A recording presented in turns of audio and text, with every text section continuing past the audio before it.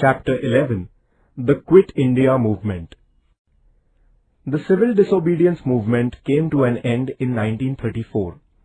The Parliament of England passed an act in 1935 granting certain constitutional rights to Indians. According to this act, Indians were to get more constitutional rights. The Act of 1935. This act provided for the formation of a federation of British-administered provinces and the Indian princely states. Accordingly, the working of the British-administered provinces was to be transferred to the Indian representatives. The rulers of the princely states refused to join the federation on the ground that they would lose their autonomy if they joined the federation. As a result, the federal scheme in the act did not come to fruition.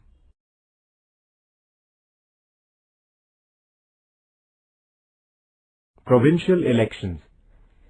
The Indian National Congress was not satisfied with the Act of 1935.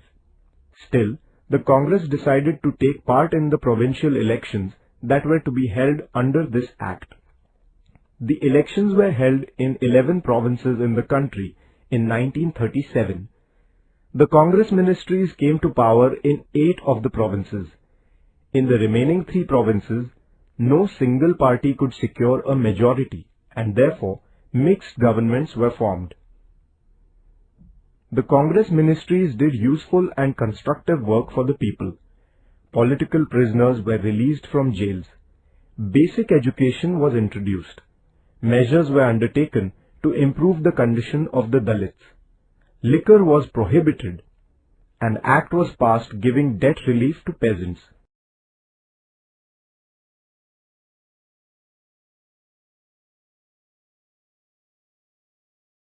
The Second World War and the National Congress. In 1939, the Second World War began in Europe. The then Indian Viceroy Linlithgow declared that India had joined the war on the side of England. England had claimed that it was fighting to save democracy in Europe.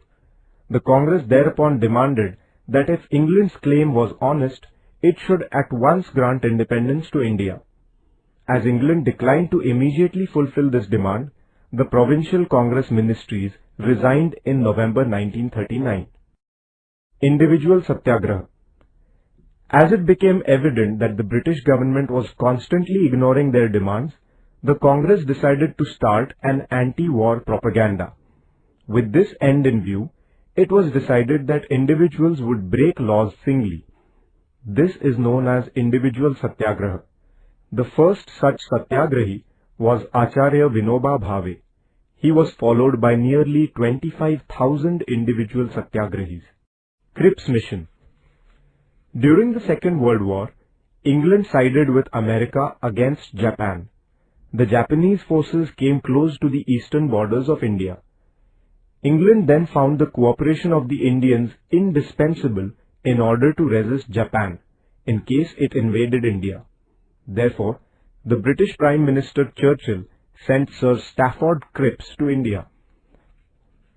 Cripps came to India in March 1942. He placed certain proposals about India before the Indians. These proposals did not satisfy any political party in India. There was no clear mention of the demand for complete independence in these proposals. The Congress, therefore, rejected them. The Cripps plan did not include the creation of Pakistan. Therefore, the Muslim League also turned down the plan. Quit India Movement. After the Cripps mission, the Congress firmly resolved to intensify the movement for freedom. The Working Committee of the Congress passed a resolution on 14 July 1942 at Wardha. The resolution demanded that the British rule in India be ended immediately, giving India independence. A warning was also issued that if the demand was not met with, the Congress would launch a non-violent struggle for India's independence. Quit India Resolution. A session of the Congress began at the Gowalia Tank, Kranti Maidan in Mumbai on 7th August 1942. Maulana Abul Kalam Azad was the president of the session. The resolution of the Congress Working Committee passed at Wardha that the British should leave India was to be finally approved in the Mumbai session. This Quit India resolution, moved by Pandit Jawaharlal Nehru on the 8th August, was passed with an overwhelming majority. It was also decided to start a nationwide non-violent movement under the leadership of Mahatma Gandhi. Gandhiji said, "Every one of you should, from this moment onwards, consider yourself a free man or woman. The mantra is, do or die. We shall either free India or die in the attempt." Gandhiji thus made a stirring appeal to the people to be ready to sacrifice even their lives to free their country. The people's movement begins. The British government tried to crush the movement before it started. On the morning of 9th August, prominent leaders like Gandhiji, Maulana Azad, Jawaharlal Nehru, Vallabhbhai Patel, etc. were arrested. The news of the arrest of the leaders spread all over the country like wildfire. People's anger knew no bounds. They took out processions in every place.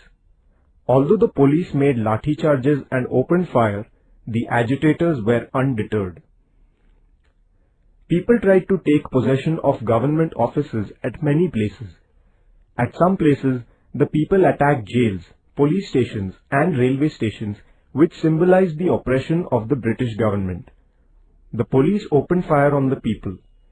Carrying the Indian tricolour, school children in Nandurbar took out a procession. They gave shouts of Vande Mataram. The infuriated policemen opened fire even on these small children. Shirish Kumar, a young student, fell a martyr to this firing. In Maharashtra, the young and the old alike struggled with great tenacity and courage. The struggles at many places like Chimur, Ashti, Yavli, Mahad, Gargoti, etc. have become immortal. Underground movement. Towards the end of 1942, people's movement took a new turn. Its leadership passed into the hands of young socialist leaders who had gone underground. Jai Prakash Narayan, Dr. Ram Manohar Lohia, Chotu Bhai Puranik, Achyut Rao Patwardhan, Aruna Asaf Ali, Yusuf Meher Ali, Sucheta Kriplani, S.M. Joshi, Shirubhau Limaye, N.G. Gore, Yashwantrao Chavan, Maganlal Bagdi and others were at the forefront of the movement. The agitators disrupted communication and the government machinery by damaging railway tracks, cutting telegraph wires, blowing up bridges and so on. Groups like the Azad Dasta of Bhai Kotwal in Karjat Taluka of today's Raigad district and the Lal Sena of General Awari in Nagpur rendered the government helpless and witless for several months. Vitthal Zaveri, Usha Mehta and their associates had set up a secret transmission center in Mumbai. It was known as Azad Radio. It used to broadcast patriotic songs, speeches inspiring patriotism, and news about the agitation in the country. This encouraged the people to carry on the agitation. Such transmission centers were in operation for some time at Kolkata, Delhi and Pune. Establishment of parallel governments. People drove away the British officers from the districts of Midnapur in Bengal, Balia and Azamgarh in Uttar Pradesh, and Bhagalpur and Purnia in Bihar, and then established parallel governments there. Kranti Singh Nana Patil established a parallel government in the district of Satara. He was a source of inspiration for the people.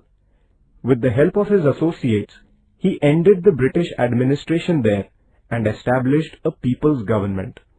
This government looked after such works as collecting taxes, maintaining law and order, punishing the criminals and so on. This government appointed people's courts which dispensed justice. The people too accepted the verdicts of these courts.